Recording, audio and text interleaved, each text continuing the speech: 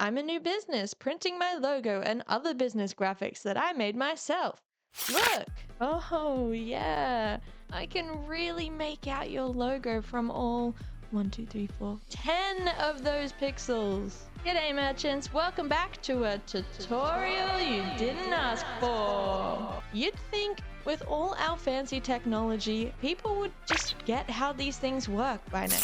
But no, I'm constantly amazed at how often printers are misused. And don't get me started on the number of times I've seen someone try to print a high-res image with a low-res file. How do we keep getting this wrong? It's 2024 and yet here we are, still battling with, do I use CMYK? Do I use RGB? And how do I file prep? Like it's the dark ages.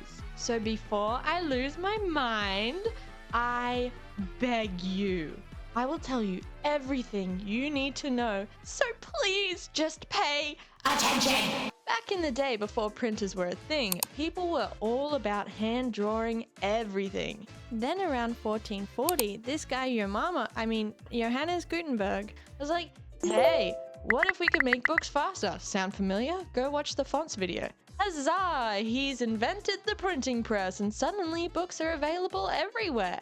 And people could finally stop pretending that they could read calligraphy. Welcome to DFJ Markets, where we... sorry, let me just put that back up. There we are. Now, was that one fresh or toasted? Oh, dang it. DFJmarkets.com, coming soon. In the late 1400s, this Italian guy, Aldus Manituilus, was all about printing. He started the Aldine press and is basically the father of the paperback book. Thanks to him, we were finally able to have portable books instead of, scrolls, I guess. But that doesn't really matter because the Kindle kind of stole his thunder there. Actually, in the 1600s, printing got political. Governments and churches tried to control what could be printed, leading to secret presses and underground publications. And you best believe political printing still exists today. In the 19th century, we got the steam-powered printing press, which was way faster than before. The 19th century steam-powered press could churn out thousands of pages per hour. This was huge for newspapers, making them widely available and affordable. Early printers often included hidden messages or funny little drawings in the margins. It was essentially the workers' ways of breaking free of the repetitive work. Then came the typewriter. So I actually don't know which image is the first typewriter, but basically it started from the Gutenberg press and then just continually evolved. From what I can gather, the steam-powered press just took hold of the mass production side of things, while the typewriter just got integrated into everyday use. By the 1960s, Xerox introduced the first commercial laser printer. It was huge, expensive, and NASA called preparing for launch in 5. But hey, it paved the way for sleek machines that we complain about still today. The 1980s brought digital printing, which made it easier and cheaper to print small batches. Sorry. One more interruption. Please like and subscribe, please. I really need the validation to keep making more videos because they take a long time and I don't get paid.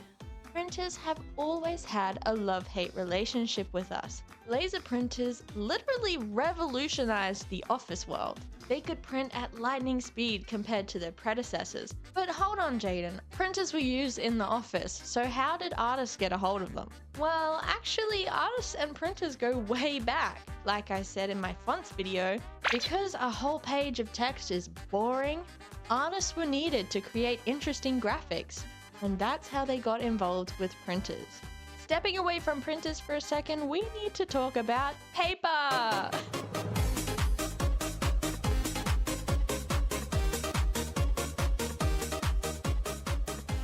Ancient folks used papyrus. I think that's how you say it. Anyways, it's made from plant stems. The Chinese then invented actual paper around 105 AD, thanks to Kailan, a Han Dynasty official.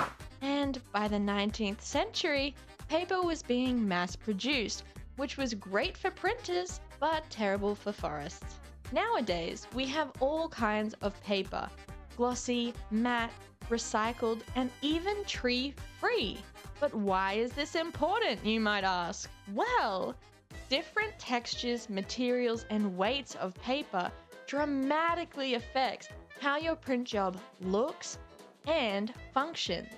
You print something, you need paper, but on paper, you need ink in order to print something. So if you have a bad ink system or paper that doesn't match the ink that you're printing with, then design print job bad. CMYK, RGB, and Pantone are the three big players here. So one of the reasons why your print jobs turn out like doo-doo is because they each have their own purpose. CMYK stands for cyan, magenta, yellow, and black.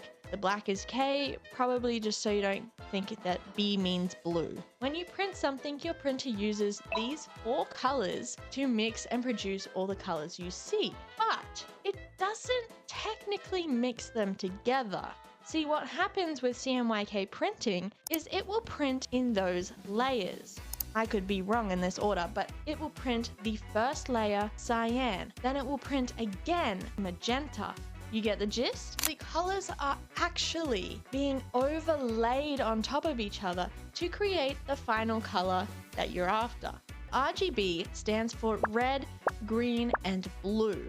This is the color model used for screens, like your computer, your TV, and your phone. These colors mix light to create the full spectrum of colors you see on your screen. If you're designing something that's only going to be on a screen, use RGB. Just be aware that colors can look different depending on which screen you're viewing it from. If you're designing digitally, you're going to be seeing those CMYK colors as RGB colors. But if you're using a program like Photoshop or Illustrator, I'm sure other programs have it too, you can actually go into the settings and make sure that the display displays as accurately as possible. So if your file is in CMYK and your print colors are in CMYK and your display colors are in CMYK, then it should look relatively close to what it's going to look like when printed.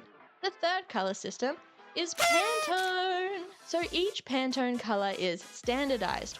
This is crucial for brands that want their colors to look consistent across different mediums. 9 times out of 10, the manufacturers will ask you to provide Pantone colors. Most print companies are pretty comprehensive in converting whichever colors you provide into what they need to print. Ink weight refers to how much ink is laid down on the paper. It's a balancing act because too much ink can saturate the paper, making it soggy and prone to smudging. On the flip side, too little ink can make colors look washed out. Printing black that is only black will come out way less saturated than if you were to overlay all the colors. Plus, some of that ink will get soaked into the paper as well.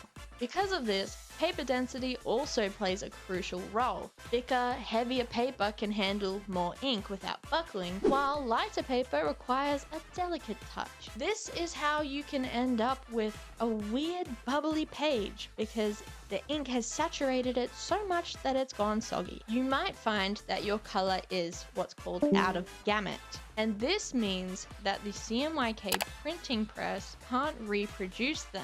I am a cheeky someone who, unless I know for certain it's only ever going to be printed in CMYK, I will always make my files in RGB. Since RGB has a wider color spectrum, it means that I'm going to get the most out of my colors, especially when it's being used digitally. But when I convert it to CMYK, it is definitely going to lose that vibrancy. If you go the other way around, converting a CMYK to RGB, it just doesn't convert as well.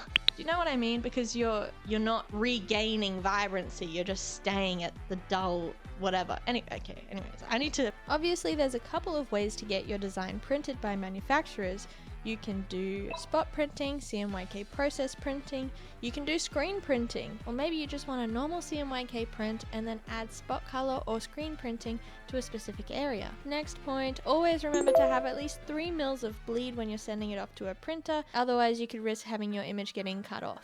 Oh, I just remembered what drives me nuts. It doesn't matter if your image is vector or raster. I see people printing their logos in low res. Saying resolution if you don't understand what res is. To avoid pixelated messes, you always want to make sure that the pixels match the purpose. Typically, anything digital is going to be 72 DPI, and anything that's going to be printed needs to be 300 DPI. DPI means dots per inch, so per inch, 300 little baby dots. My little secret is to always set up my file in 300 DPI. I want to have the most optimized file possible, just in case I ever need to print it. When I export the file, if it needs to be shown digitally, I will export it as a 72 DPI resolution. And this is because it's easier to go smaller than to increase the size. Anyways, thank you guys so much for watching. I'll see you next time. Later. Bye.